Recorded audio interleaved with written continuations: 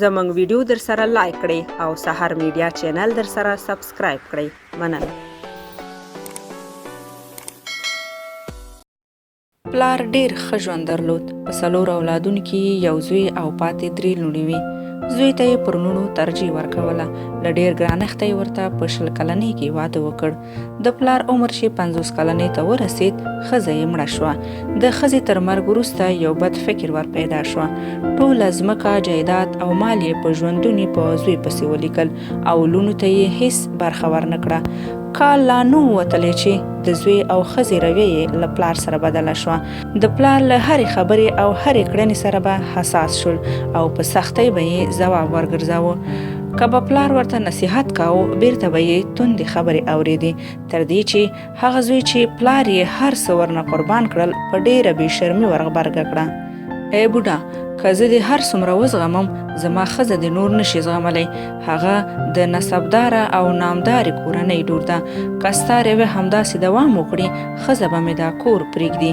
خپلو خبرو او کړنو ته دې پام کوه او هسې په موږ دا ژوند مه تیاره کوه. زوی همداسې غوسه کې ترې لاړ او پلار یې په ژړا او سوچ کې پرېښود. په سبا یې د زوی کاروباري شریک ته ورغی او د څه پیسو غوښتنه یې ترې وکړه. په دې وخت کې یې زوی راغی او چې په موضوع پوه شو، پلار ته یې د خلکو مخکې سختې خبرې وکړې او چې پلار ځواب ور وګرځاوه، زوی یې لاس پرې پورته کړ. نږدې و چې وار پرې وکړي.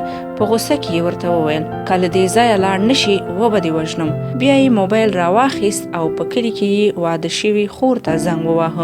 ورته یې وویل، مخکې له دې چې وی وژني، دا پلار دې درواله. لور او زوم یې راغلل او پلار ته یې په عذر او زاریو کلي ته د تلو وویل. پلار مجبور شو چې کلي ته ورسره لاړ شي. هلته یې دوی ډیر قدر کاوه. د ټولو کوشش دا و چې زړه یې خوشحاله وساتي.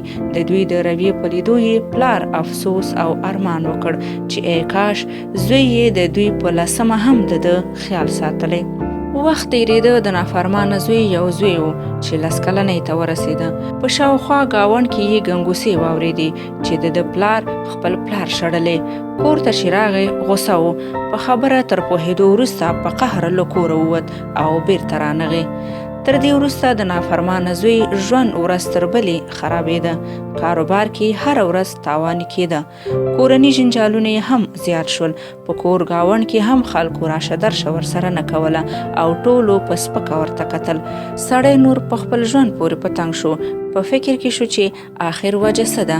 تر ډیرو سوچونو وروسته دې پایلې ته ورسېده چې دا ټول د پلار د نافرمانۍ له امله د خدای د غضب څپېړه ده.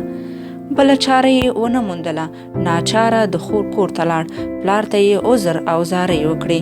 بخښنه یې ترې وغوښته او په خپلو تېرو کړنو یې پښیماني ښکاره کړه او پلار ته یې خپل کور ته د تللو عذر کاوه. د پلار یې د پلرنۍ مینې احساس راوپارېده. د زوی تېری هیر کړل او بخښنه یې ورته وکړه. لمسی یې هم چې له پیښې خبر شو، د نیکه خواته راغی او نیکه ته یې خپل کور ته د تګ زارۍ کولې. بالاخره خپل کور ته په تګ راضي شو. کور ته ورسره راغی. د پلار له راتګ سره د کور رنګ بدل شو. له څېرو د غم او پریښانۍ نښې ورکې شوې. په کاروبار کې بیا برکت پیدا شو. نیکمرغي بیا دې کور ته مخه کړه. ورځ تر بلې د سکون احساس پکې کېده او تللې خوښي بیرته راستنه شوه.